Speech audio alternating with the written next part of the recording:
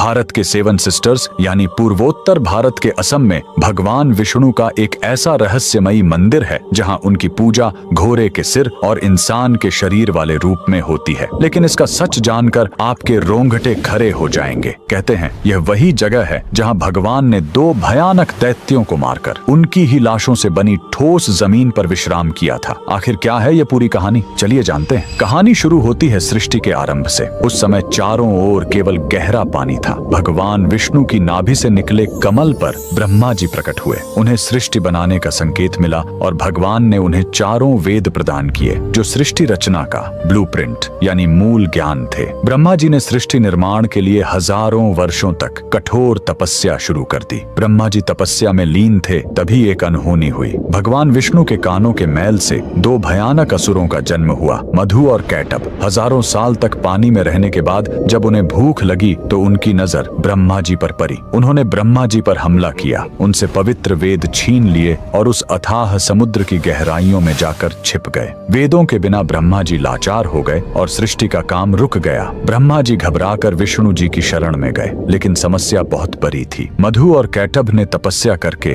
देवी महाशक्ति से इच्छा मृत्यु का वरदान पा लिया था, यानी वे अपनी मर्जी के बिना मर नहीं सकते थे। तब वेदों को वापस लाने के लिए विष्णु जी ने हयग्रीव अवतार लिया। उन्होंने घोड़े का सिर इसलिए चुना ताकि उसकी तीक्ष्ण बुद्धि और सूंघने की शक्ति से वे समुद्र के उस घने अंधेरे में भी वेदों को खोज सके। भगवान हयग्रीव पानी के भीतर गए और असुरों से हजारों साल तक युद्ध किया, लेकिन वरदान के कारण वे मर ही नहीं रहे थे। अंत में भगवान ने अपनी माया से उन्हें मोहित किया और पूछा कि तुम्हारी मृत्यु कैसे होगी। असुरों ने अहंकार में शर्त रखी, हमें वहां मारो जहां पानी न हो, एकदम सूखी जगह। पूरी दुनिया में तो पानी ही पानी था। तब भगवान ने अपना विराट रूप धारण किया, अपनी विशाल जांघों को पानी से ऊपर उठाया और कहा, मेरी जांघें सूखी हैं, और वहीं उन दोनों का वध कर दिया। मरने के बाद उन विशालकाय दैत्यों के शरीर से जो भारी मेद यानी चर्बी निकली वो जम गई और उसी से यह ठोस धरती बनी। इसीलिए पृथ्वी को मेदिनी कहते हैं। युद्ध के बाद थके हुए भगवान हयग्रीव ने इसी नई बनी जमीन पर असम के मणिकूट पर्वत पर विश्राम किया। उन्होंने वेद ब्रह्मा जी को लौटाए और ज्ञान की पुनः स्थापना की। इसीलिए हयग्रीव भगवान को आज भी बुद्धि और तर्क का देवता माना जाता है। कमेंट में जय श्री हरि जरूर लिखें।